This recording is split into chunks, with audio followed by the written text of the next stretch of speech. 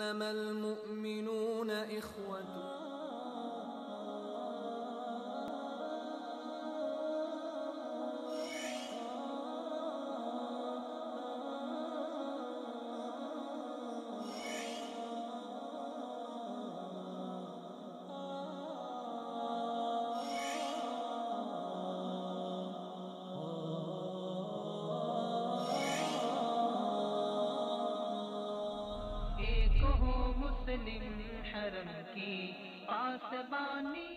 السلام علیکم ورحمۃ اللہ وبرکاتہ. ناظرین، پروگرام ایک ہوں مسلم کے ساتھ آپ کا میزبان عبداللہ عالمزیب حاضر خدمت ہے. ناظرین، ختم نبوت کا مسئلہ بہت ہی حساس اور اہم ترین مسئلہ ہے.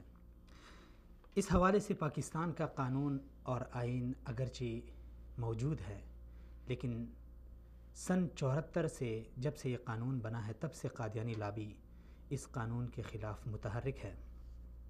نچلی سطح پہ تو ان کا متحرک ہونا کسی سے ڈھکا چھپا نہیں، لیکن اعلیٰ سطح پر قادیانیت کا اس اہم ترین مسئلے پر اگر تاریخ کا مطالعہ کیا جائے تو پہلا ڈاکہ ضیاء الحق مرحوم کے دور میں ڈالا گیا، جب الیکشن کمیشن کے سیکرٹری نے ختم نبوت کے حلف ناموں میں رد و بدل کرنے کی کوشش کی، اور جب مسلمانان پاکستان نے آواز اٹھائی تو ضیاء الحق نے عوامی جذبات کا احترام کرتے ہوئے اس سیکرٹری کو برطرف کر دیا. دوسری بار جنرل پرویز مشرف صاحب کے دور میں قادیانی لابی وفد در وفد جنرل صاحب سے ملتی رہی تاکہ کسی طریقے سے انتخابی اصلاحات کے آڑ میں اس قانون کے اندر، اس آئین کے اندر ترمیم کی جا سکے، لیکن انہوں نے سختی سے اس کا انکار کیا. یہ تیسری بار جو حالیہ واقعہ پیش آیا، لیکن مجھے جب سے یہ تاریخ پڑھی ہے میں نے ایک عجیب سا تعجب ہے کہ ضیاء الحق اور جنرل پرویز مشرف دونوں آمر تھے، لیکن آمر ہونے کے باوجود بھی انہوں نے عوامی جذبات کا اتنا احترام کیا. اور آج کی حکومت جو ابھی برسر اقتدار ہے وہ انہی عوام کے ووٹوں سے آگے جا چکی ہے، اور حکومت ان عوام کے ووٹوں کی بدولت ان کو ملی ہے، لیکن ان کو ذرا برابر بھی عوامی جذبات کا احترام نہیں. اس قانون کے حوالے سے تو آپ ناظرین جانتے ہوں گے کہ کیا ہوا کیا نہیں ہوا، اس کے اوپر جو رد عمل آیا، اس رد عمل کے اوپر جو حکومتی رد عمل آیا، وہ آپ بخوبی اس سے واقف ہیں. آج کے پروگرام میں ہم بات کریں گے جو عوامی جذبات کے اوپر حکومتی رد عمل آپریشن کی صورت میں آیا، اس سے پاکستان کے قومی املاک کو نقصان پہنچا، بہت ساری قیمتی جانیں ضائع ہوئی، بہت سارے لوگ زخمی ہو گئے، ملک میں افراتفری کی ایک ہلچل مچ گئی، دنیا کے سامنے ہمارا ایک امیج خراب ہو گیا. اس کے ابھی آئندہ نتائج کیا مرتب ہوں گے، اس مسئلے کے حوالے سے آئندہ کیا کوئی جرأت کر سکے گا یا نہیں، عوامی جذبات آئندہ کے لیے کیا ہوں گے، ان تمام امور پہ ہم بات کریں گے. اور اسی طرح پروگرام کے دوسرے سیشن میں ہم بات کریں گے اسلامی ممالک کا جو فوجی اتحاد ہے، ابھی اس میں ایک پیش رفت ہوئی ہے، اس حوالے سے بھی ہم کچھ مہمانان گرامی سے بات کریں گے. بات کرنے کے لیے حسب سابق میرے ساتھ اسٹوڈیو میں تشریف فرما ہے جناب جہانزیب منہاج صاحب. بہت شکریہ جہانزیب صاحب. جہانزیب صاحب، سب سے پہلے ہم بات کرتے ہیں پروگرام کے پہلے سیشن میں جو پاکستان میں عوامی جذبات کے اوپر حکومت کا رد عمل آیا، آپ کیا سمجھتے ہیں؟ بہت سارے اس میں نقصانات ہو گئے. حکومت کا یہ اقدام عوام کے اوپر درست تھا یا غلط؟ بسم اللہ الرحمن الرحیم. عبداللہ، کوئی بھی واقعہ ہوتا ہے تو اس واقعے کے جو اسباب ہوتے ہیں انہیں دیکھا جاتا ہے، اس کے جو محرکات ہوتے ہیں انہیں دیکھا جاتا ہے کہ وہ واقعہ کیوں رونما ہوا، اس کی وجوہات کیا تھیں. یہ جو دھرنا تھا، اس میں جو دھرنے کے اثرات تھے جتنے بھی پاکستانی، ایک بہت بڑا عوام کا ایک رد عمل سامنے آیا. عوام نکلی مولانا خادم حسین رضوی کے ساتھ. پہلی تو بات یہ ہے کہ یہ جب دھرنا لاہور سے نکلا تو کیا حکومت کو یہ پتہ تھا کہ یہ بیٹھنے جا رہے ہیں وہاں اسلام آباد؟ بالکل حکومت کے علم میں تھا. یہ اناؤنس کر کے نکلے تھے کہ ہم جا رہے ہیں اسلام آباد بیٹھنے. تو پھر سوال پیدا ہوتا ہے کہ حکومت نے، کیونکہ پنجاب میں بھی حکومت مسلم لیگ نون کی ہے، جی حکومت نے انہیں وہاں سے چلنے کیوں دیا، وہاں سے روکا کیوں نہیں؟ جبکہ ہم دیکھتے ہیں پچھلے سال نومبر میں ہی عمران خان صاحب کے لیے وزیر اعلیٰ خیبر پختونخوا پرویز خٹک صاحب 2000 یا 3000 یا 5000 بندوں کا ایک قافلہ لے کے آتے ہیں، اسے اٹک پل پہ روک دیا جاتا ہے، ناکام بنا دیا جاتا ہے، انہیں اسلام آباد میں انٹری نہیں دی جاتی۔ یہ خادم حسین رضوی صاحب کے جو 1500 1600 جب یہ آئے لاہور سے، جب یہ پنڈی پہنچے تو 500 میکسیمم ان کے ساتھ لوگ تھے، انہیں آنے کیسے دیا گیا، یہاں تک چھوڑا کیوں گیا؟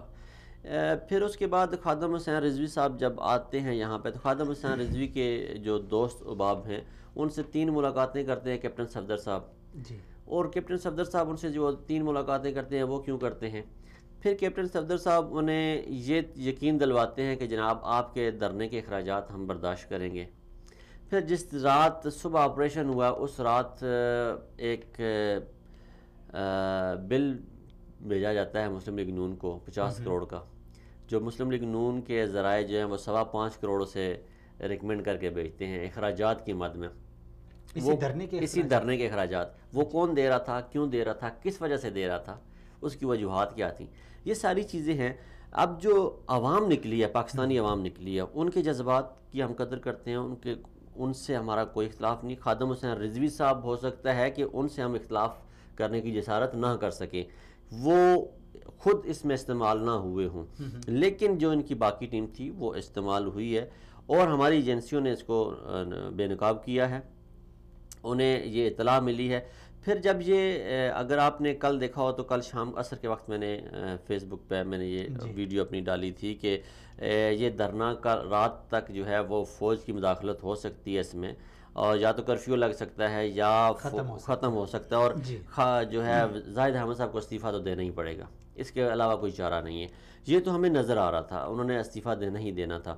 لیکن جو آپ نے پوچھا کہ عوام کو جو رد عمل آیا، عوام کا رد عمل پہ کوئی شک نہیں کی جا سکتی، قوم کا جو عقیدت تھی، ریاستی رد عمل وہ پری پلانڈ تھا، اس میں ایک پلاننگ شامل تھی۔ لیکن سب سے بڑا مسئلہ یہ ہے کہ اس وقت یہ جو پورا ملک بند ہوا ہے، پورے ملک کا جو پہیہ، معیشت کا پہیہ روکا گیا، شٹر ہڑتال کی گئی ہے، شٹر ڈاؤن ہڑتال، وہ آپ دیکھیں کہ پورے ملک کا پہیہ جام کر کے بند کر کے ہم نے ایک میسج دیا چائنا کو میسج یہ گیا کہ آپ اتنی بڑی انویسٹمنٹ کرنے جا رہے ہیں اس ملک میں، یہ کراچی سے خیبر تک ایک کال پہ بند ہو سکتا ہے ملک۔ اس سے پہلے یہ ہو گیا تھا پاکستان میں کہ جتنی سیاسی پارٹیاں تھیں ان کا ووٹ بینک تقسیم کر دیا گیا تھا۔ وہ ووٹ بینک تقسیم ہونے سے جو سندھ کا علاقہ ہے وہ پیپل پارٹی کے پاس تھا، کراچی شہر جو ایم کیو ایم کے پاس ہے، خیبر پختونخوا تحریک انصاف کو مل گیا، پنجاب مسلم لیگ نون کے پاس آ گیا، بلوچستان جو ہے بلوچ پارٹیز کے پاس چلا گیا۔ اب پاکستان میں کوئی ایسی طاقت نہیں تھی جو پورے ملک کو ایک یک جنبش قلم یا یک جنبش الفاظ جو ہے وہ اسے بند کر سکے، اب اسے سنبھال سکے۔ خادم حسین رضوی نے وہ کمال کر دکھایا۔ اب ان کے پیچھے محرکات کیا تھے، یہ ہماری ایجنسیوں کو فائنڈ آؤٹ کرنا ہوگا، اسے یہ عوام کے سامنے رپورٹ لانی ہوگی تاکہ جو لوگ نکلے ہیں ان کی عقیدت میں میں بار بار کہہ رہا ہوں کوئی شک نہیں ہے، ٹھیک ہے، لیکن جو انہیں استعمال کیا گیا، انہیں کیوں استعمال کیا گیا؟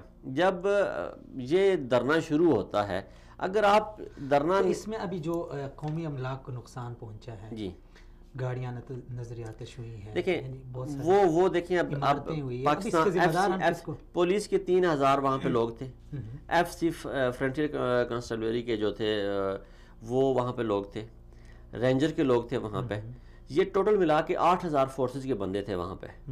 دھرنے والے اس وقت جو ایجنسیوں کی رپورٹ ہے 2000 تھے، کیا 8000 کے سامنے 2000 والے گاڑیاں جلا سکتے ہیں؟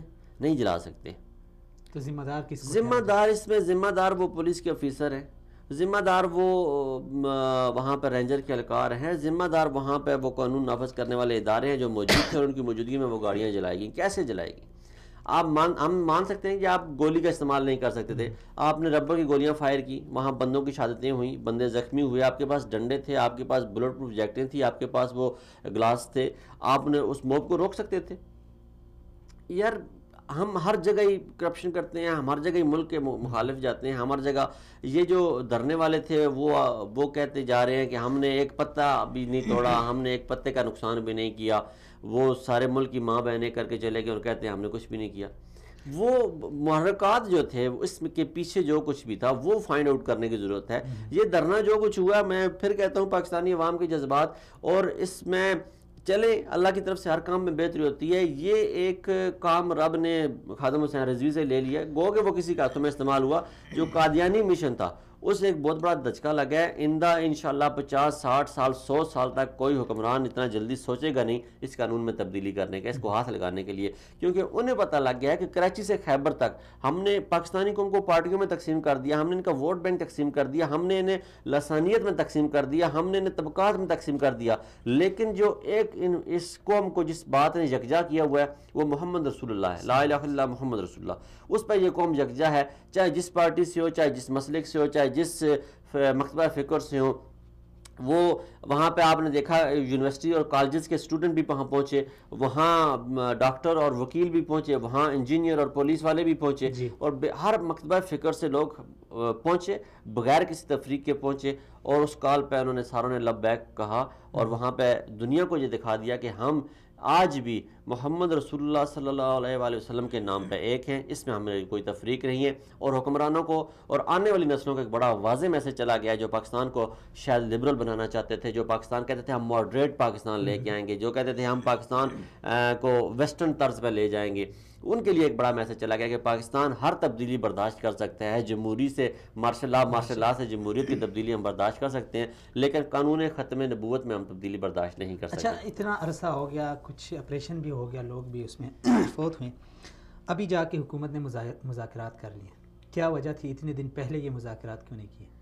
اور جو وزیر تھے ہمارے وزیر قانون، اس نے پہلے استعفیٰ کیوں نہیں دیا؟ اصل میں مسلم لیگ نون کی حکومت، میاں صاحب کا ایک بڑا واضح بیان تھا کہ انہوں نے کہا تھا کہ اگر مجھے اتار دیا گیا تو ملک کا پہیہ رک جائے گا، ملک نہیں چل سکتا، اور میں دیکھوں گا کیسے چلایا جائے گا. سیاست کا خود ہی جنازہ نہیں، اپنی سیاست کا خود ہی جنازہ نہیں، یہ بتانا چاہتے ہیں. دیکھیں نا، میاں چودھری نثار نے آج وزیر داخلہ کے خلاف کیا ریمارکس دیے ہیں کہ انہوں نے کہا کہ قوم کو گمراہ کیا جا رہا ہے، آپ اپنا ملبہ جو ہے وہ عوام پہ ڈال رہے ہیں، سپریم کورٹ پہ ڈال رہے ہیں، آپ ذمہ دار ہیں اس کے. اب یہ چودھری نثار کا ایک بیان نہیں بنتا تھا، وہ پارٹی سے اس سے ریلیٹڈ، یا آپ افیلیٹڈ اس پارٹی سے، یا تو اپنا استعفیٰ دیں، ریزائن کریں اور مسلم لیگ نون کو چھوڑیں. ایک طرف آپ کہتے ہیں میں آئندہ الیکشن بھی مسلم لیگ نون سے لڑوں گا، دوسری طرف آپ مسلم لیگ نون کے خلاف بول رہے ہیں. آپ لوگوں کی آنکھوں میں دھول جھونک رہے ہیں. آپ نے کیا سمجھ رکھا ہے اس عوام کو؟ جاہل ہیں، پاگل ہیں، مجنون ہیں، یہ کھاتے پیتے نہیں ہیں، کوئی یہ ان کا شعور نہیں ہے ان میں. دوسری طرف میاں صاحب جو ہے وہ اپنی حکومت کو ناکام اس لیے کرنا چاہ رہے ہیں، وہ اسٹیبلشمنٹ کو، انٹرنیشنل اسٹیبلشمنٹ کو بتانا چاہتے ہیں کہ نواز شریف، میاں محمد نواز شریف کے علاوہ کوئی اس قابل نہیں ہے کہ وہ ملک پاکستان کی باغ دوڑ سنبھال سکے. گو کہ اپنی حکومت ہے، گو کہ اپنے لوگ بیٹھے ہیں، گو کہ اپنے ساتھی بیٹھے ہیں، گو کہ اپنا بھائی بیٹھا ہوا ہے، لیکن وہ بتانا. دیکھیں نا، جو بیان تھا وزیر اعلیٰ پنجاب کا، وہ بیان بنتا ہے کہ ہم پنجاب پولیس کو دھرنے والوں کے خلاف استعمال نہیں ہونے دیں گے، میں وفاق کے آرڈر نہیں مانتا. Who the hell are you؟ آپ کون ہوتے ہیں؟ آپ کو بھائی نے، آپ جس پارٹی میں رہتے ہیں، آپ کو اس پارٹی کا آپ کے بھائی نے سربراہ نہیں بنایا. وہ خود اس نے قانون میں امینڈمنٹ کروا لی، لیکن آپ کو سربراہ نہیں بنایا. آپ کی یہ اوقات نہیں کہ بھائی کے سامنے بیٹھ کے آپ اس پہ اعتراض کر سکیں کہ آپ ایک سپریم کورٹ سے پہلے اپنے آپ کو کلیئر کریں. اگر آپ سچے ہیں، آپ اپنے سپریم کورٹ میں اپنی صفائیاں پیش کریں، آپ نے ڈاکومنٹ وہاں پہ دیں، اور پھر اس کے پہ کریں. تو یہ سارے محرکات اگر ہم دیکھیں تو آپ کا جو سوال ہے کہ یہ دھرنے والوں کو روکا کیوں نہیں ہے، اس میں یہ میں سمجھتا ہوں کہ مسلم لیگ نون کی اندرونی سازش شامل ہے، ان کا ہاتھ اپنا شامل تھا، اور وہ چاہتے ہیں کہ کسی طریقے سے ہمیں شہادت ملے. ابھی جو مذاکرات میں ایک شرط یہ رکھی گئی ہے کہ حکومت ذمہ داروں کا تعین کرے گی، کیا ممکن؟ دلی کے گلے میں گھنٹی باندھنے والی بات ہے. ذمہ داروں کا تعین کون کرے گا؟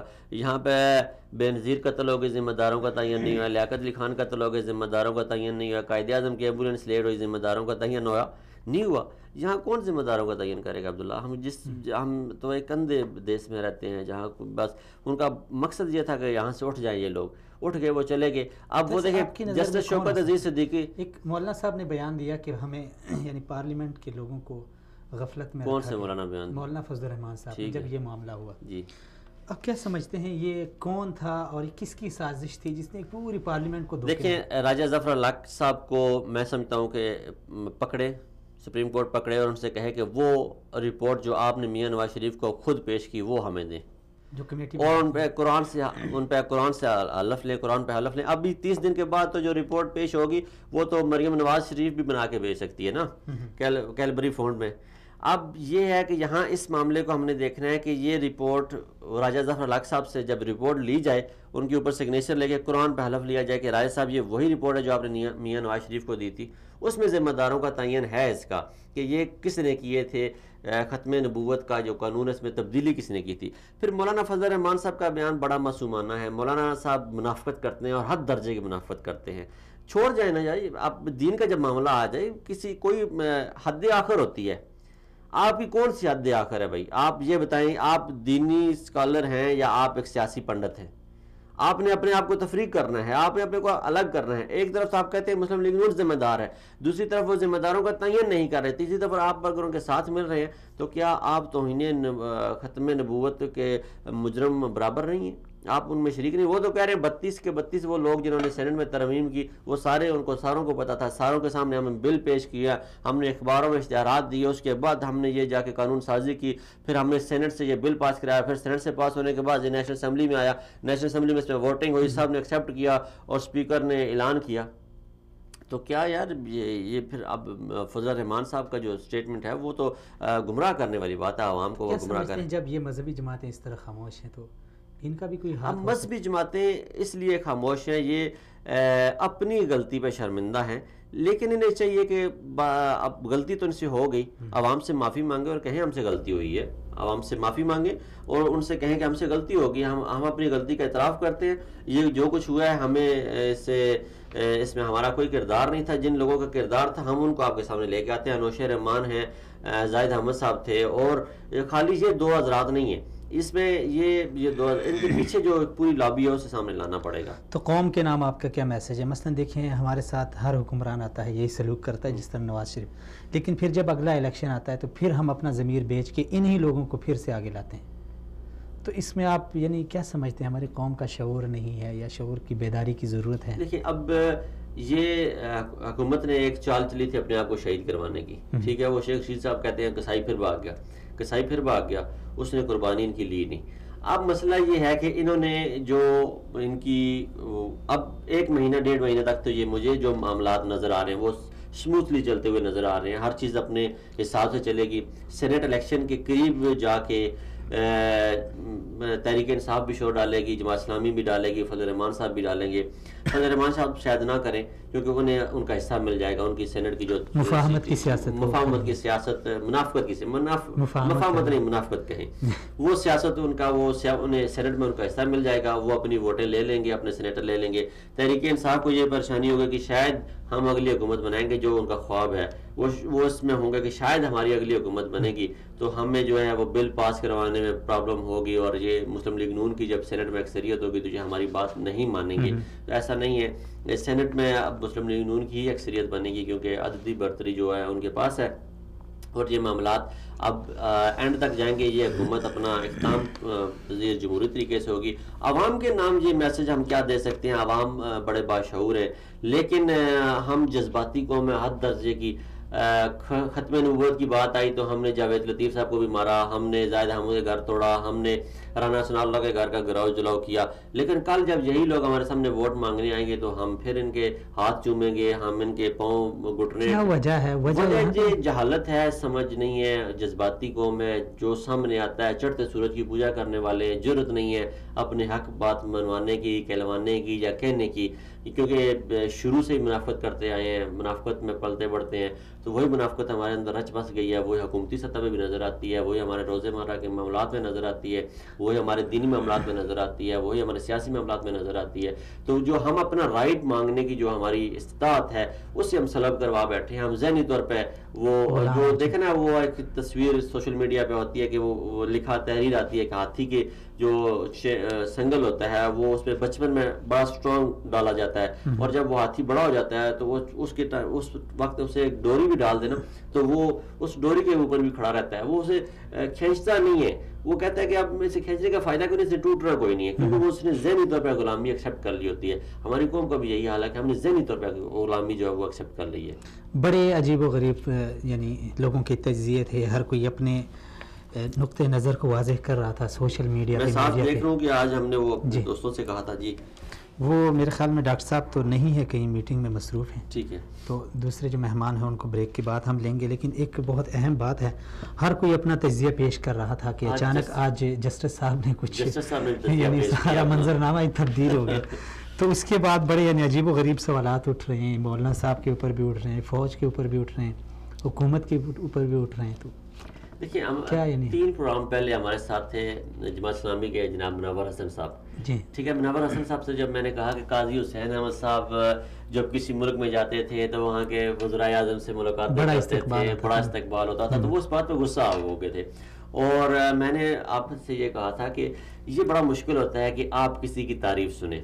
جسٹس شوکت عزیز صدیقی صاحب کے ساتھ بھی یہی ہوا. انہوں نے سب سے پہلے وہ شخص ہیں جنہوں نے دھرنے کا نوٹس لیا.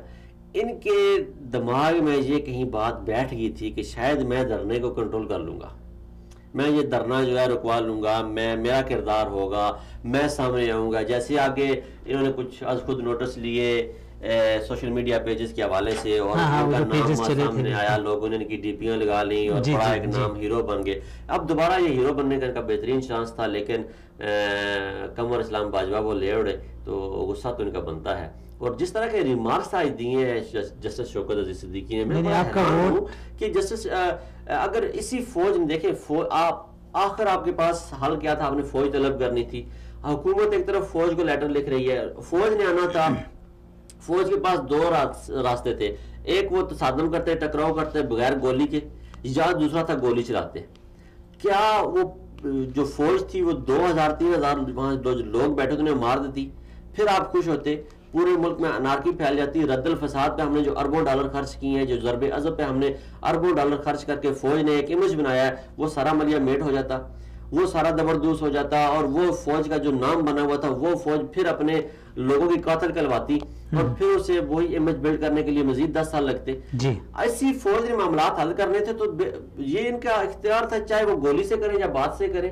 آپ کو پرابلم کیا ہوئی ہے؟ دیکھیں یہ بات ہوتی ہے کہ اصل میں ان کا جو اعتراض تھا وہ یہ تھا کہ انہوں نے حکومت کو نوٹس دیا تھا کہ آپ اس کو ختم کریں, لیکن بیچ میں فوج آ گئی. فوج کے اوپر ان کا اعتراض یہ تھا کہ آپ یا تو فوج سے استعفیٰ دے کے پھر سیاست کریں. دیکھیں اب ہمارے پاکستانی لوگ اپنے اداروں پہ اعتماد نہیں کرتے, سیاستدانوں پہ کوئی اعتماد کرنے کو تیار نہیں تھا, عدلیہ سامنے آ نہیں سکتی, ججز صاحبان کیا اچھا فوج اپنا کردار ادا نہ کرتی, فوج اب اگلے کوئی دھرنا آ جاتا ہے تو فوج اس میں کہتی ہے اچھا جسٹس شوکت عزیز صدیقی کو لے آئے, وہ ضمانت دے دے. آپ کی ضمانت پہ ایک بندہ جیل سے رہا نہیں ہوتا. ٹھیک ہے جی, آپ بے شک چیف سپریم کورٹ کے اسلام آباد ہائی کورٹ کے جج ہیں, لیکن آپ صرف ایک وقت میں ایک بندے کی ضمانت دے سکتے ہیں. فوج ایک انسٹیٹیوٹ ہے, ایک ادارہ ہے, آپ ادارے کے طور پہ اسلام آباد ہائی کورٹ کی طرف سے ضمانت نہیں دے سکتے کسی کو, لیکن فوج دے سکتی ہے, فوج کے پاس پاور ہے. آپ بھی جانتے ہیں, میں بھی جانتا ہوں, جب آپ یہ الفاظ ادا کر رہے تھے کہ میں جانتا ہوں میرے ان ریمارک سے بعد میں نامعلوم افراد میں شامل ہو سکتا ہوں, تو آپ نے ان لاکھوں LPA کے وہ جو بلوچستان لبریشن آرمی کے لوگوں کو سر فخر سے بلند کر دیا, جو بلوچستان سے لوگوں کو اٹھا کے لے جاتے ہیں اور فوج کے پلے پڑ جاتے ہیں, جن کی مسخ شدہ لاشیں ملتی ہیں, وہ اٹھاتے وہ لبریشن آرمی والے ہیں اور وہ پلے فوج کے پڑ جاتی ہیں. آج آپ نے یہ جو الفاظ کیا ہے کہ نا ملک کی فوج کو اس قدر بدنام کیا ہے, اس پہ آپ دیکھیے گا کہ انٹرنیشنل میڈیا کتنا پروپیگنڈا کرے گا, آپ دیکھیں گے BBC CNN اور انڈین میڈیا کتنا پروپیگنڈا کرے گا. افسوس کی بات ہے کہ آپ اتنے بڑے عہدے پہ بیٹھ کے اور اتنی غلط زبان استعمال کر رہے ہیں. ایسے عوامی سوالات بھی تو بہت ہیں نا جہانزیب صاحب. عوامی سوالات عبداللہ صاحب کل یہ کہا تھا کہ ہم اپنی قوم کے اوپر, ہم قوم کے محافظ ہیں, ہم ان کے اوپر گولی نہیں چلا سکتے. بڑے سوالات آئے کہ بھائی فاٹا میں, سوات میں, لال مسجد میں فوج نے اس وقت تو کہاں تھی اور کہاں ان کی سوچ تھی کہ لال مسجد کے آپریشن میں دیکھیں, لال مسجد کے آپریشن میں فوج کو اندر سے گولی چلی, وہاں موجود تھے لوگ, گولیاں رائفل پستولوں والے موجود تھے, آپ کو بھی پتا ہے, ہمیں بھی پتا ہے, وہاں پہ لوگ موجود تھے. جب ایک طرف سے فائر ہوتا ہے دوسری طرف سے ہوتا ہے, وہاں پہ فائر کا تبادلہ ہوا. فاٹا میں کیا ہوا, فاٹا میں معصوم لوگ شہید ہوئے, پاکستانی شہید ہوئے, پاکستانیوں کو خون نے شہادت اس ملک کے لیے دی, انہوں نے اپنے ذاتی مقاصد کے لیے نہیں, لیکن فوج نے ہمیشہ ان کے ساتھ ہمدردی کی, انہیں دوبارہ وہاں پہ جا کے فیسیلیٹیٹ کر رہے ہیں, انہیں آباد کر رہے ہیں. وہاں پہ فوج کو بھی اس بات کا ادراک ہے کہ ہمارے معصوم شہری اس کے ساتھ انہوں نے جانوں کے نذرانے پیش کیے ہیں, لیکن وہاں کیا وہ اگر فوج یہ کہتی کہ ہم اپنے شہریوں کو بچاتے رہے وہ، لیکن وہ جو دہشت گرد تھے دیکھیں سوات تک انہوں نے قبضہ کر لیا تھا، وہ دندناتے پھرتے، تو کیا یہ مناسب تھا؟ وہ تو وہاں فوج آپریشن کرنے گئی تھی، وہ ایریا آزاد کروانے گئی تھی. وہ جب تو جسٹس صاحب کا یہ کہنا کہ اگر یہی دھرنا جی ایچ کیو کے سامنے ہوتا یا اس کے قریب ہوتا تو کیا فوج ان کو بیٹھنے دے دیتی؟ جی ایچ کیو کے سامنے دھرنا لے کے کیوں جاتا کوئی؟ جیسے صاحب تو یہ پہلے بتائیں نا کہ جی ایچ کیو کے سامنے دھرنا جاتا کیوں؟ پھر جی ایچ کیو کے سامنے آپ دھرنے کی بات کر رہے ہیں، پہلے تو جیسے صاحب پہلے سوال کریں رانا ثناء اللہ سے، وزیر قانون جو پنجاب کے، بھائی آپ بتائیں لاہور سے یہ دھرنا نکلا کیسے؟ اس کے بعد یہ پوچھیں وزیر داخلہ جو تھے احسن اقبال صاحب سے کہ یہ اسلام آباد کی حدود میں داخل کیسے ہوئے، آپ نے وہاں پہ کیوں نہیں روکا؟ اس کے بعد یہ پوچھیں سیکیورٹی اداروں سے کہ آپ نے رپورٹ کیوں نہیں دی کہ یہ کتنے عرصہ بیٹھیں گے؟ ہر انسٹیٹیوٹ کو آپ اس کے سلسلہ وار جب پوچھیں گے، ایک نظام بنائیں گے تو تب پتہ چلے گا. بھائی ہمارے ہاں اتنا بڑا خلا پیدا ہے، اس وقت خلا ہے اداروں میں. دیکھیں نا ابھی ہمارا مقصد کیا تھا کہ ملک میں جو انارکی پھیلنے جا رہی ہے، جو افراتفری پھیلنے جا رہی ہے، اسے کنٹرول کرنا. الحمدللہ ثم الحمدللہ آرمی چیف اپنا دورہ مختصر کر کے وہ پاکستان گیا بیچارہ ایک دن کے لیے، دوبارہ پھر سعودیہ چلا گیا. آج صدر وزیر اعظم اور آرمی چیف دوبارہ چلے گئے سعودی عربیہ. تو اس شخص نے اپنا کردار ادا کیا، بات اس کی مانتے ہیں لوگ، آپ کے ادارے پہ اعتماد کرتے ہیں. تو آپ کا جو مسئلہ تھا وہ دھرنے کا وہ ختم ہو گیا. جیسے شوکت عزیز صدیقی صاحب سے یہ سوال کیا جا سکتا ہے کہ آپ نے جو ساری نوٹس لیا تھا، آپ نے جو سارا یہ پلان کیا تھا، کس لیے کیا تھا؟ دھرنا ختم کرنے کے لیے، شہریوں کی آسانی کے لیے، ان کی سہولت کے لیے. تو وہ تو مل گیا، آپ کے مقاصد تو پورے ہو گئے. پھر اب آپ کو کس بات کا غصہ؟ لیکن جو آپ نے آج الفاظ ادا کیے ہیں، آپ نے ملک کے ساتھ بھی غداری کی ہے. اللہ نے آپ کو بڑی عزت دی تھی جیسے صاحب، جب آپ نے توہین رسالت کے معاملے پہ آج خود نوٹس لیے، آپ نے بڑے اچھے ریمارکس دیے، ہم آئندہ بھی آپ کا احترام کریں گے. لیکن یہ جو دیکھیں، میں اور عبداللہ بیٹھ کے بات کریں جتنی مرضی ہے خادم حسین رضوی کے بارے میں، مجھے ذاتی طور پہ اختلاف ہے، اس شخص کی زبان سے اختلاف ہے، لیکن جو عزت اور ذلت کے فیصلے یہ رب کے ہاتھ میں. جب وہ کسی کو عزت دیتا ہے تو ہم اسے چھین نہیں سکتے. جیسے بھٹو کے سے اللہ نے عزت دی، اسے قادیانی کا آفت دلوا دی ہے. اب اس دور میں ایک اتنے بڑے مظاہرے کی ضرورت تھی اور ایسا ایک عملی نمونہ پیش کرنے کی ضرورت تھی ہمارے لیڈران کو، ہماری نیشنل اسمبلی کو، قومی اسمبلی کو. ختم نبوت کے قانون میں تبدیلیاں برداشت نہیں کرنے والی قوم، وہ اللہ نے خادم حسین رضوی سے لے لی، اللہ نے اسے عزت دے دی. اسی طرح جسٹس صاحب کو اللہ نے عزت دی تھی، اللہ اب فوج کو اللہ نے عزت دی ہوئی ہے، پاکستانی قوم اس کا احترام کرتے ہیں. بھائی اب آپ اور میں جتنے مرضی اس پہ کمنٹس دیتے ہیں، جتنے مرضی ریمارکس پاس کر لیں، آج دیکھیں انہی جسٹس صاحب کو آپ کے سوشل میڈیا پہ جو کچھ ہو رہا ہے، وہ یہی جسٹس صاحب جن کو سوشل میڈیا نے کل ہیرو بنایا تھا، آج انہوں نے زیرو کر دیا. فوج، عدالت، حکومت اور دھرنا، مولانا صاحب، عوامی جذبات، سب کچھ ہو گیا. اب آئندہ کا منظرنامہ کیا ہوگا اس حوالے سے؟ آئندہ کا منظرنامہ یہ ہے جی کہ مسلم لیگ نون اپنی پوری کوشش کر چکی ہے، فوج کو گالیاں دے چکی ہے، عدالتوں کے ساتھ ٹکراؤ کر چکی ہے. انہوں نے کہا ہے کہ میں نہیں مانتا، پھر انہوں نے کہا مجھے کیوں نکالا، اس کے دنیا کی ساری زبانوں میں ترجمہ بھی ہو گیا. پھر وہ پورے پاکستان سے وہاں سے یہاں اسلام آباد سے لے کے وہ ریلی لاہور تک پہنچے، وہاں بڑے بڑے اجتماعات ہوئے، میاں صاحب نے 5 دن سڑکوں پہ گزارے، گلا بٹھا لیا، ملک کا پہیہ اس وقت بھی بند کیا، انہوں نے پنجاب کو پورے کو بند کیے رکھا 5 دن. لیکن فوج ٹس سے مس نہیں ہوئی، حکومت ان کی گئی نہیں، گری نہیں، نظام درم برم نہیں ہوا، کیونکہ فوج نے اس وقت تیار کر لیا کہ ہم نے بھائی کچھ نہیں کرنا.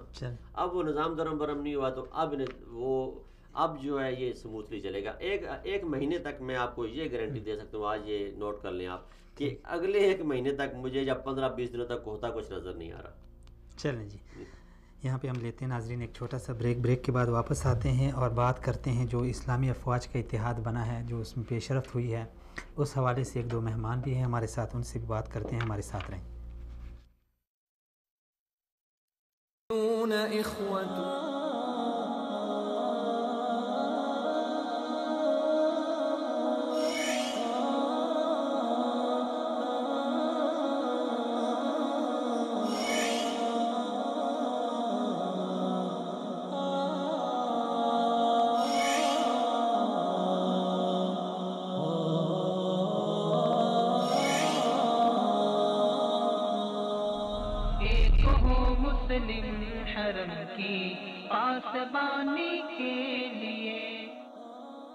قرآن حیات انسان ہے، قرآن ہمارا کفر کی تاریکی سے اسلام کی روشنی تک کا سفر۔ حیات انسان ہے، قرآن کتابی ہدایت کے ذریعے راہ راست پر آنے والوں کی داستان۔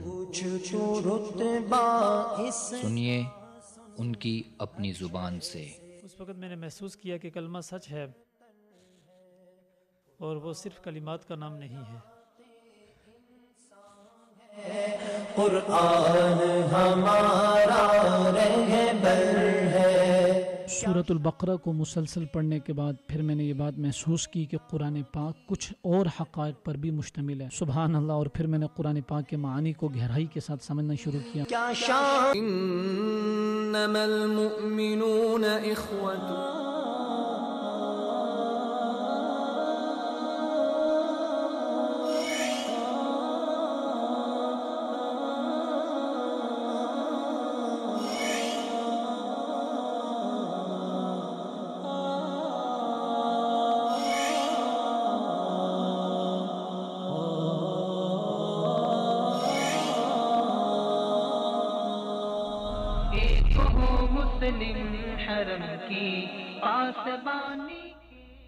ویلکم بیک ناظرین، ایک بار آپ ناظرین کو پھر سے خوش آمدید۔ ناظرین، پروگرام کے اس سیشن میں ہم بات کریں گے اسلامی افواج کا جو اتحاد بنا ہے، اس حوالے سے یعنی خبریں بہت پہلے سے سرگرم تھی اور کچھ عرصہ پھر اس میں خاموشی سی آئی، ابھی پھر سے مسئلہ اس میں ایک پیش رفت ہوئی ہے، اور ولی عہد سعودی عربیہ کے ولی عہد محمد بن سلمان نے اس اتحاد میں جو شریک ممالک ہیں ان کے وزرائے دفاع کو بلایا تھا اور ان کے ساتھ ان کا اجلاس ہوا ہے۔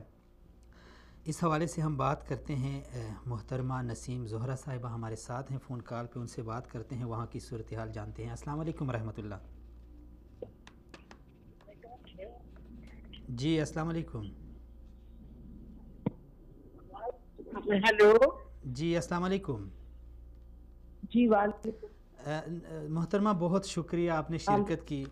محترمہ ہم بات کر رہے ہیں جو اسلامی افواج کا اتحاد بنا ہے، اس حوالے سے آپ وہاں گئی ہیں ریاض میں اور وہاں کی صورتحال سے آپ آگاہ ہیں، کیا سمجھتی ہیں جو عالمی اسلام میں ایک دہشت گردی کی لہر ہے اس میں اس فوج کا کیا کردار ہوگا؟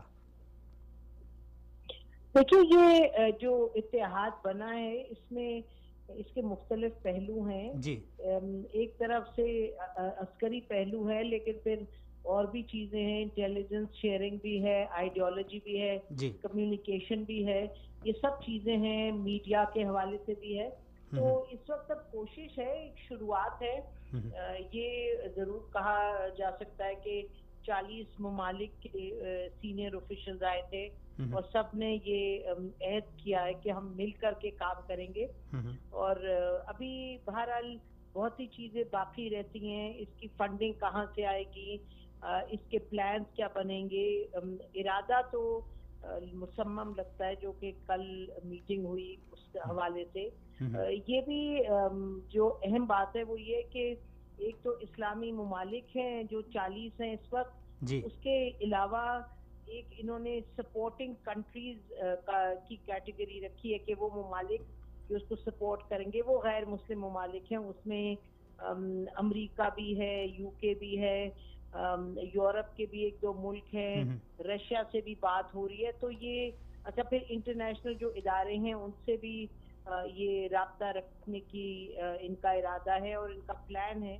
تو یہ اب آگے کی طرف بڑھ رہے ہیں۔ یہ بات ہو رہی تھی، کافی تفصیل میں بات ہوئی ہماری جنرل راحیل شریف سے، انہوں نے پاکستانی جنرل سے بات کی تو انہوں نے یہ اس بات پر زور دیا کہ اب کام کرنا یہ شروع ہو رہے ہیں، اور یعنی کہ مختلف جو افواج ہیں ان کے درمیان ٹریننگ کی بات ہو رہی ہے۔ پاکستان کا جو اپنا تجربہ ہے اس سے کس طریقے سے مختلف ممالک فائدہ اٹھا سکتے ہیں۔ پاکستان کو آپ کو معلوم ہے ضرب عضب جو تھا اس کے نتیجے میں پاکستان میں حالات جو ہیں بہتری کی طرف گئے دہشت گردی کے حوالے سے۔ ایک اور اہم بات میرا خیال ہے جو ناظرین کو پتہ ہونی چاہیے وہ یہ کہ ایک نہیں 3 مرتبہ یہ کہا گیا کل اس میں پرسوں جب انوگریشن ہوئی ہے کہ جی یہ جو اتحاد ہے یہ کسی ایک ملک یا کسی بھی فرقے کے خلاف نہیں جی ہے، کیونکہ آپ کو معلوم ہے یہ سوال تو اٹھتا تھا کہ بھئی اچھا لیبنان، سیریا، ایران اس میں نہیں ہے، یمن نہیں ہے، حالانکہ یہ عراق بھی نہیں ہے اس وقت، لیکن یہ کہا گیا کہ آہستہ آہستہ ممبرشپ بھی بڑھے گی اور جی یہ کہ کسی کو ٹارگٹ نہیں کر رہے. تو اب دیکھیے گا اس طرح یعنی کہ کولیشن کی ضرورت ہے، اتحاد کی ضرورت ہے کہ جب دہشت گردی آپ دیکھ رہے ہیں وہاں کیا ہوا ایجپٹ میں ابھی چند ہی روز پہلے، اور یہ تواتر کے ساتھ ہوتا ہے مسلمان ممالک میں، ہر ممالک میں، لیکن مسلمان زیادہ اس کے ٹارگٹ بنتے ہیں.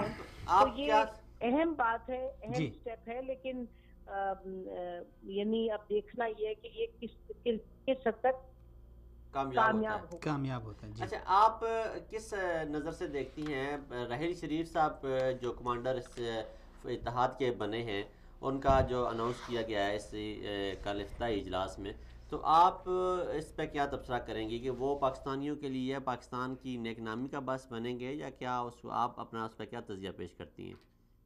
دیکھیے، ایک تو یہ ہے کہ ظاہر ہے ابھی ایک چیز شروع ہوئی ہے، 40 ممالک ہیں، تو اس طریقے سے تو یہ اچھی بات ہے کہ جی 40 ممالک ہیں اور اس کا پاکستان کے فارمر آرمی چیف کو بنایا گیا اس کا ہیڈ ایڈوائزر، ملٹری ایڈوائزر. لیکن آپ کو معلوم ہے کہ پاکستان کے اپنے جو مسائل ہیں، پاکستان کے جو اپنے تعلقات ہیں، سعودی عربیہ سے بڑا گہرا تعلق ہے پاکستان کا، لیکن بہرحال پاکستان کے اپنا خطہ ہے، اپنی اس کی نیبرہڈ ہے، اس کے اپنے ہمسائے ہیں، اور پاکستان بحیثیت ایک ملک کے بھی آپ کو معلوم ہے کہ الحمدللہ وہ ایک ایسا ملک ہے کہ جہاں مسائل ضرور ہوں گے لیکن جو فرقے ہیں وہ مل کے رہتے ہیں. تو یہ سب چیزیں ہیں. ظاہر ہے یہ سوال تو اٹھے تھے جنرل شریف صاحب کے آنے پر یہاں کے اس کا کیا اثر ہوگا پاکستان کے اندر اور پاکستان کے لیے، لیکن فی الوقت اگر ہم یہ کہیں کہ وہ آنا جو ہے ان کا یقیناً پاکستان کے لیے اس وقت جب یہ ارادہ کیا ہے اور شروع ہوا ہے یہ کولیشن تو باعث عزت ہے، لیکن اصل بات تو پتہ چلے گی جب آگے یہ کام کرنا شروع کرے گا کولیشن، تو پھر پتہ چلے گا کہ اچھا ہم نے اس کا دیکھا اثر کیا ہوگا. ہم نے دیکھا کہ مڈل ایسٹ میں اس وقت جو انڈین لابی ہے وہ بڑا کام کر رہی ہے اور بڑی متحرک ہے. تو کیا آپ کی کوئی رحیل شریف صاحب سے اس حوالے سے بات ہوئی کہ کیا وہ پاکستانی امیج بہتر کرنے کے حوالے سے بھی یہاں پہ عرب کنٹریز میں یا جو باقی 40 ممالک کے وہ ہیڈ بنے ہیں اس میں وہ کوئی کام اپنے یا اپنا کوئی کردار ادا کریں گے؟ اس حوالے سے کوئی بات ہوئی آپ کی رحیل شریف صاحب سے؟ دیکھیے، میرا خیال ہے کہ سچ تو بات یہ ہے کہ وہ اتحاد کے ملٹری ایڈوائزر ہیں، تو اس لیے جو باہمی تعلقات ہیں پاکستان اور سعودی عربیہ کے، یا جو بھی جیسے آپ کو معلوم ہے کہ انڈین پرائم منسٹر کو جنہوں نے کشمیر میں کتنا ظلم ڈھایا اور ڈھاتے جا رہی ہیں اور مسلمانوں کے ساتھ کیا، ان کو یہاں سے سب سے بڑا سویلین ایوارڈ ملا تھا. تو یہ سوال تو اپنی جگہ اہم ہے، لیکن بہرحال میرا خیال یہ ہے کہ رحیل شریف صاحب کا یہاں ہونا، اور اگر جس طریقے سے یہاں کام ہوتا ہے، جو کراؤن پرنس ہے وہ بڑے ولی عہد ہیں، بڑے وہ طاقتور ہیں اس وقت، یہ ان کے ساتھ ان کے ایڈوائزر کی حیثیت سے کام کر رہے ہیں، عہدہ ان کا اہم ہے، تو اس کا کچھ نہ کچھ اثر تو اچھا ہوگا ظاہر ہے. لیکن اب جو اور مسئلے ہیں پاکستانیوں کے، چاہے پاکستانیوں کے ویزوں کے مسئلے ہیں ان کو، یا امپلائمنٹ کے مسائل ہیں، یا جو بھی کچھ یا مسئلے ہیں، وہ تو بہرحال حکومت پاکستان کو ڈائریکٹلی سعودی حکومت کے ساتھ بات کر کے ہی ریزالو کرنے ہوں گے. جی بہت شکریہ، سلامت رہیں آپ نے شرکت کی. جی منہاج صاحب، یہ ایک سوال بہت دہرایا جا رہا ہے اس اتحاد کے حوالے سے، جس کی وضاحت محترمہ نے بھی کی ہے. بعض لوگوں کا کہنا ہے کہ یہ اتحاد بعض ممالک کو ہٹ کرنے کے لیے ہے، یا ان کے خلاف ہے، یا بعض فرقوں کے خلاف ہے. کیا کہتے ہیں آپ؟ اس میں ہم آگے بے شمار پروگرامز کر چکے ہیں اسلامی اتحاد پہ، اور ہم نے بڑی خوشی کا اظہار کیا کہ ہمارے پروگرام کا جو ٹاپک ہے ایک ہوں مسلم، وہ رنگ لایا ہے، اور ہماری ایک کاوش تھی، ایک سوچ تھی۔ راحیل شریف صاحب کے حوالے سے بھی بڑے یعنی عجیب و غریب، بیچ میں جو درمیانی یہ وقفہ تھا، جی جی، بڑی عجیب خبریں آئی کہ ان کو یہاں سے نکال دیا گیا یا وہ ناراض ہو گئے، ریاض سے لاہور چلے گئے۔ وہ ایران کی کچھ ویب سائٹ تھیں وہ خبریں دیتی تھیں، اور لیکن وہ دبئی کی ویب سائٹ سے کبھی کیا ضرورت تھی، یعنی ان کو کیا یعنی تکلیف کیا تھی؟ دیکھیے پاکستان جو دشمن لابی ہے پاکستان کی، یا سعودیہ کی جو دشمن لابی ہے، وہ تو کام کرے گی اپنے، اس طرح کے ریومرز وہ پھیلائیں گے، ان کی کوشش ہوگی کسی طریقے سے منفی پروپیگنڈا کیا جائے، لوگوں کو متنفر کیا جائے۔ ایک شخصیت یا کردار سے دیکھیں نا، جیسے ابھی ہم نے بات کی، ہم اپنے پہلے اس میں بات کر رہے تھے شوکت عزیز صدیقی صاحب نے، ایک انہوں نے فیصلہ کیا عوامی حق میں کیا، عوام ان کے ساتھ، وہ عوام کے ہیرو بن گئے، لوگوں نے ان کی اپنی تصویریں ہٹا کے ان کی تصویریں لگا دیں۔ پھر ایک فیصلہ انہوں نے عوام کے اگینسٹ کر دیا، تو وہ اب عوام ان سے سوال پوچھ رہی ہے، اب وہی عوام کو گالیاں دے رہی ہے، وہی عوام سوال فکریں کس رہی ہے۔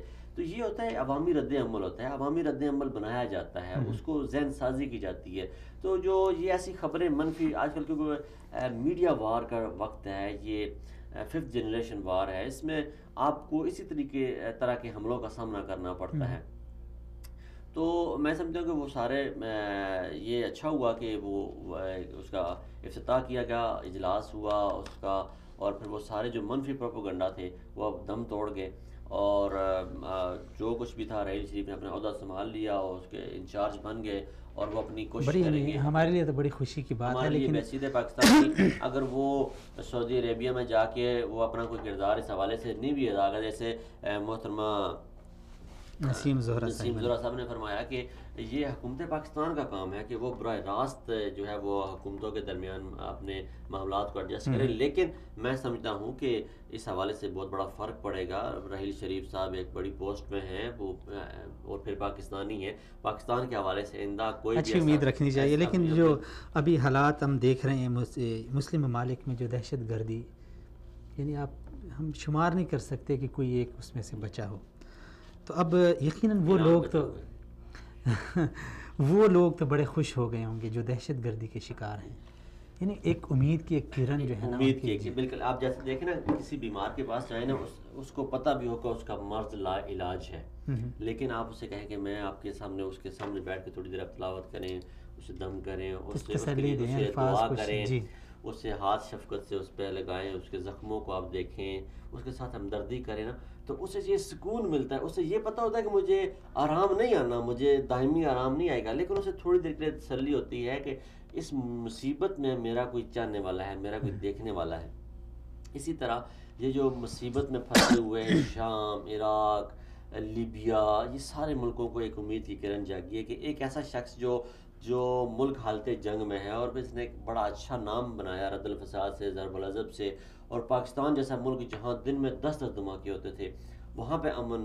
آج دیکھیں اتنا بڑا دھرنا، پورا پاکستان بند رہا، ہم عید کی نماز نہیں پڑھ سکتے تھے، ایک وقت تھا ہم ڈرتے تھے عید کی نماز پڑھنے، گاؤں کی مساجد میں، جو محلے کی مساجد، وہاں وہ دھماکے ہونا شروع ہو گئے تھے، دھماکہ ہوتا تو وہ کوئی آتا رائفل والا، وہ گولیاں مار کے، اور مسجدوں کے بعد پولیس والے پہرا دیتے تھے۔ ملک ندیم صاحب کو لے لیتے ہیں۔ جی ملک صاحب ماشاءاللہ، السلام علیکم ملک صاحب۔ السلام علیکم ملک ندیم صاحب، سر آپ کو آواز آ رہی ہے؟ بہت شکریہ ملک صاحب، آپ نے شرکت کی۔ ملک صاحب ہم بات کر رہے ہیں جو اسلامی ممالک کے فوجی اتحاد کے حوالے سے، آپ وہاں پہ آپ نے اس کی کوریج کی ہے، اور آپ نے وہاں کی صورتحال دیکھی، وہاں آپ موجود تھے، کیا آپ کیا سمجھتے ہیں کہ ابھی اسلامی ممالک کے اس فوجی اتحاد سے ہم کیا امیدیں وابستہ رکھیں؟ بعض لوگ اس کے حوالے سے منفی کمنٹس دے رہے ہیں، بعض مثبت دے رہے ہیں، آپ اپنا تجزیہ پیش کریں کہ کیا ہم کیا کریں، یعنی کیا اپنے آنکھوں دیکھا حال آپ سنائیں۔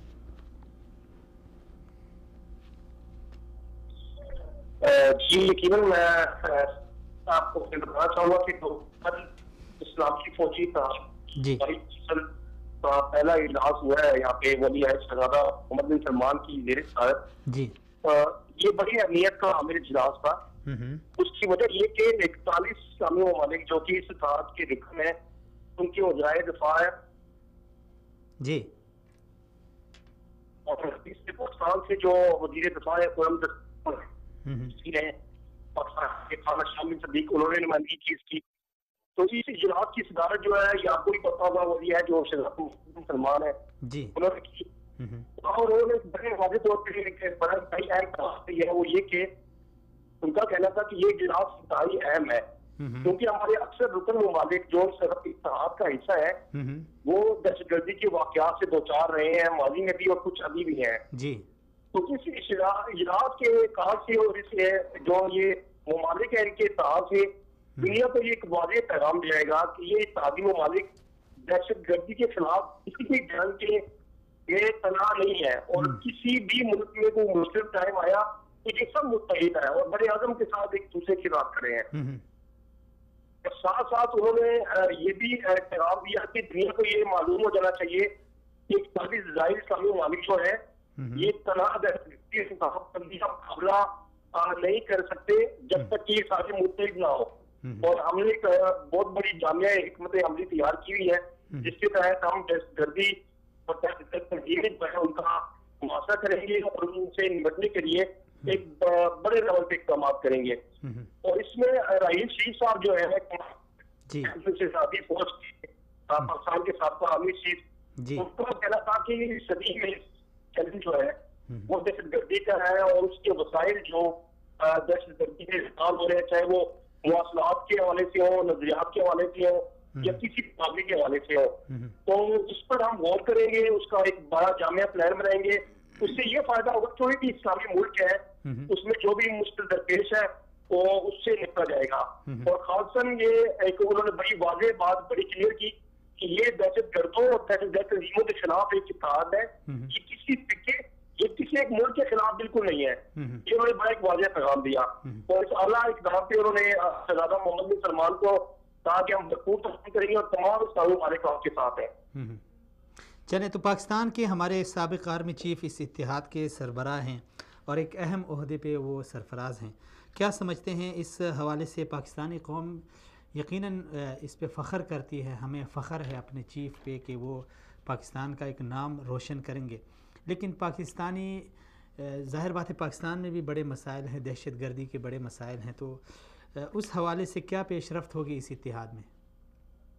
کوئی خاص ذکر کیا گیا ہے یا نہیں, یا عموماً جو ہمیں امید رکھیں ہمیں جی چاہیے وہ اس لیے کہ آپ کو پتا ہوگا کہ پاکستانی مسلح افواج جو ہے اور پاکستانی قوم جو ہے پاکستانی سول سوسائٹی اور پاکستان کا ہر شخص چاہے وہ بچہ ہے بڑا ہے یا بزرگ ہے, جس طرح ہم نے گزشتہ 10 سے 15 سال میں دہشت گردی کا بدترین دنیا میں مقابلہ کیا, میرے خیال سے اس کی مثال اس پورے خطے میں نہیں ملتی. اور ضرب عرض جیسے کامیاب آپریشن کے بعد ہم نے دنیا کو یہ ثابت کر کے دکھایا کہ پاکستان کی فوج دنیا کی بہترین فوج ہے. جی بالکل. ملک صاحب سوال یہ تھا کہ یہ جو دوسری بات جو اہم بات یہ کہ راحیل شریف صاحب کے ملک صاحب سوال ہمارا یہ تھا, جو کردار ہے وہ یقیناً بڑا اہم ہوگا. ملک صاحب ہمارا سوال یہ ہے کہ یہ جو الائنس بنا ہے ملٹری اسلامی اتحاد کا, اس سے جو پاکستان میں دہشت گردی ہو رہی ہے, جو پاکستان میں پھیلی ہوئی دہشت گردی ہے, اس کے حوالے سے کوئی کل وہاں پہ بیان دیا گیا یا کوئی بات کی گئی یا پھر عموماً یا پاکستان کے حوالے سے کوئی خاص پالیسی کا اشارہ دیا گیا؟ کیونکہ پاکستان واحد اسلامی ایٹمی طاقت ہے, پاکستان بڑی فوج کا مالک ہے, بڑی فوج رکھنے والا ملک ہے, اور پاکستان کا جو سابق آرمی چیف تھا وہ اس الائنس کا سربراہ بنا ہے. تو کیا پاکستان کے حوالے سے کوئی واضح وہاں پہ بات کی گئی, وہ ہم پوچھنا چاہ رہے ہیں آپ سے.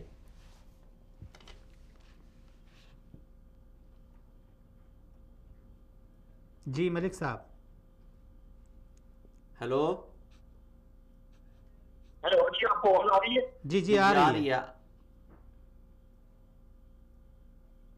جی یقیناً اس میں دیکھیں پاکستان کی جو مسلح افواج ہے, آپ نے دیکھا ہوگا کہ پاکستان کی جو مسلح افواج کی قربانیاں اور جس طرح انہوں نے کامیابیاں حاصل کی ہیں, اس حساب سے اگر دیکھا جائے تو ہماری حکومت کی جو آپ کہہ رہے خارجہ پالیسی وہ بالکل فیل رہی ہے.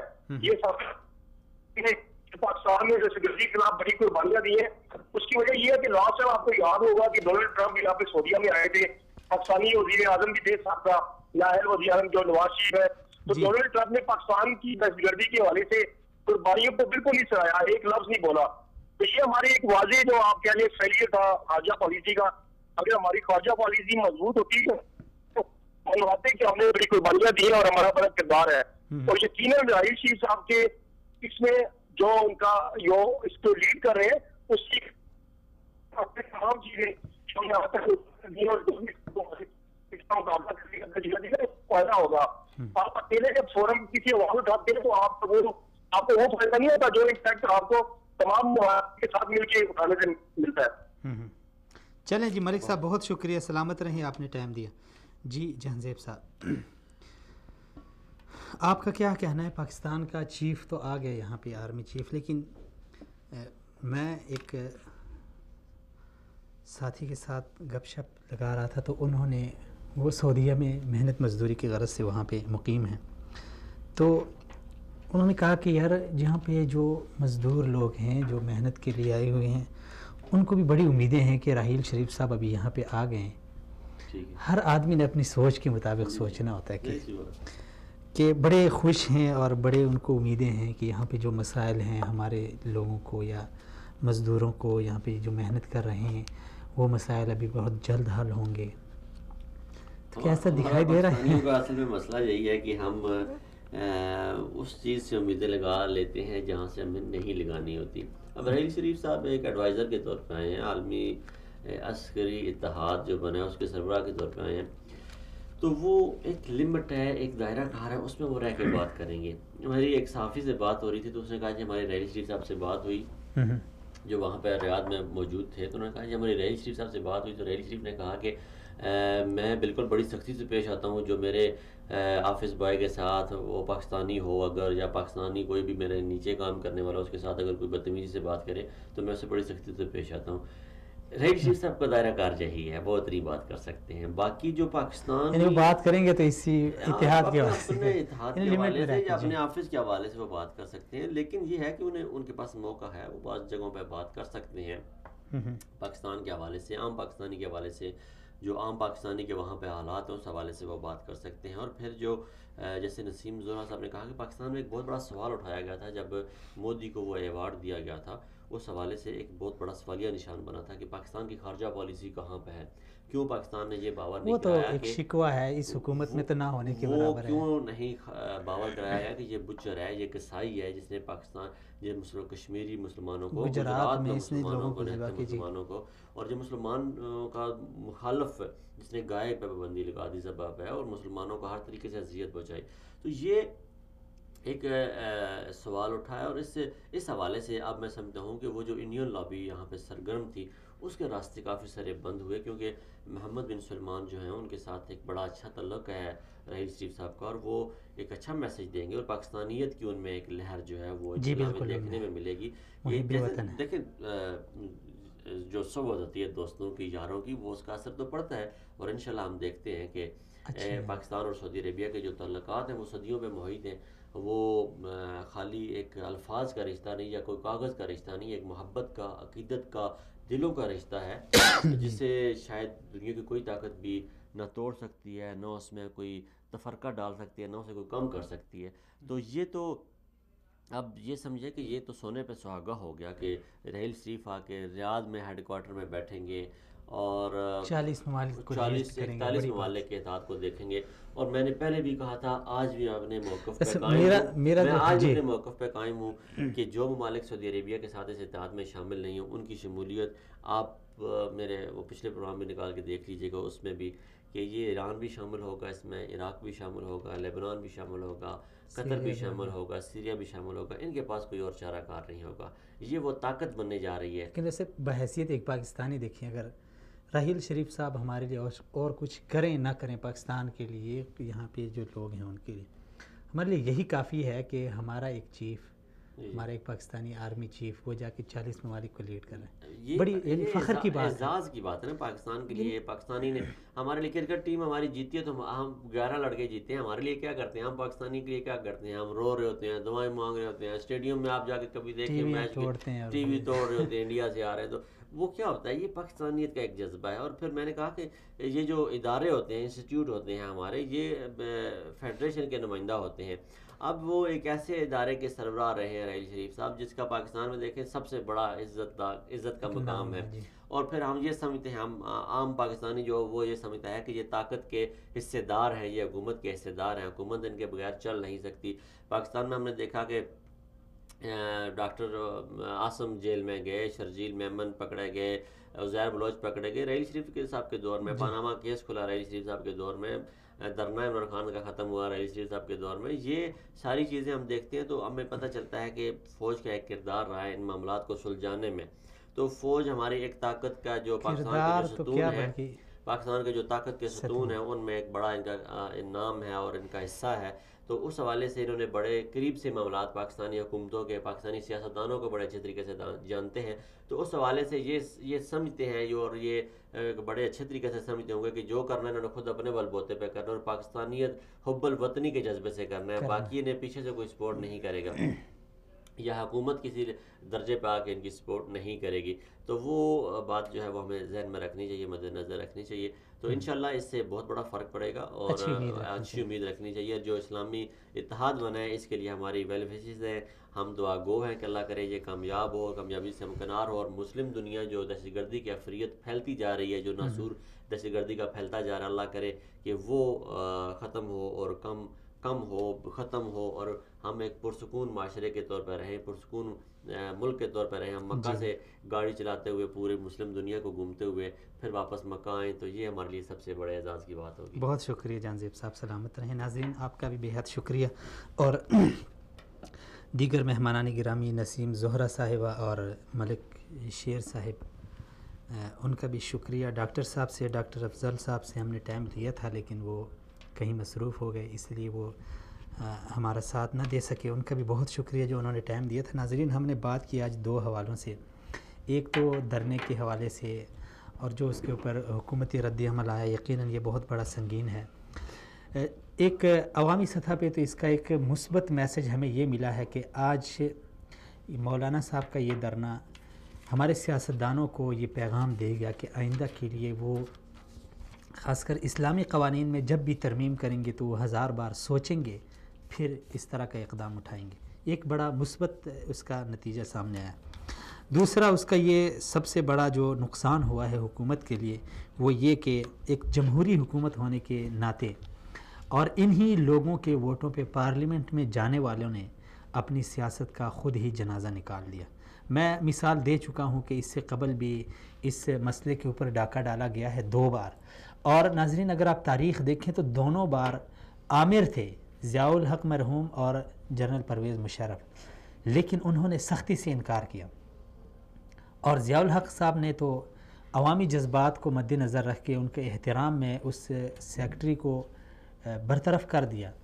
جنرل پرویز مشرف نے قادیانیوں کے وفد کی جو ان کے جو وفد تھا اور جو ان کی ملاقاتیں تھیں اور جو ان کی جو یعنی کہنا ان کے مطالبے تھے ان کو سختی سے ٹھکرا دیا، اور اس بار بڑی یعنی عجیب صورتحال ہو گئی کہ ایک جمہوری حکومت نے ایسا قدم اٹھایا کہ عوامی جذبات کا ذرا برابر احترام نہ کیا۔ لیکن یہاں پہ ایک عوام کو بھی ایک بہت بڑا میسج یہ ملا ہے کہ ہمیں بھی سمجھ لینا چاہیے، جس طرح جہانزیب صاحب نے فرمایا کہ یہی لوگ کل پھر آئیں گے سیاست میں، یہی لوگ کل پھر ہمارے محلے میں آئیں گے، ہمیں جھانسا دے کر بجلی کا یا کسی روڈ کا یا کسی نالے کا یا کسی دوسری تیسری چیز کا، اور ہم پھر اپنا سستے داموں اپنا ضمیر ان کے ہاتھوں بیچ دیں گے، اور پھر سے یہ پارلیمنٹ میں جا کے ہمارے جذبات کا احترام نہ کرتے ہوئے ہمارے احساسات کو بھڑکائیں گے، جس سے نقصان ہوگا تو صرف ہمارا اپنا ہوگا، ہماری مملکت کا ہوگا، ہمارے املاک کا ہوگا، ہمارے قومی اداروں کا ہوگا۔ تو یہ ایک بہت بڑا میسج ہے ناظرین۔ اسی میسج کے ساتھ ہمیں اجازت دیجیے، اگلے پروگرام میں پھر سے ملاقات ہوگی، تب تک کے لیے اللہ حافظ۔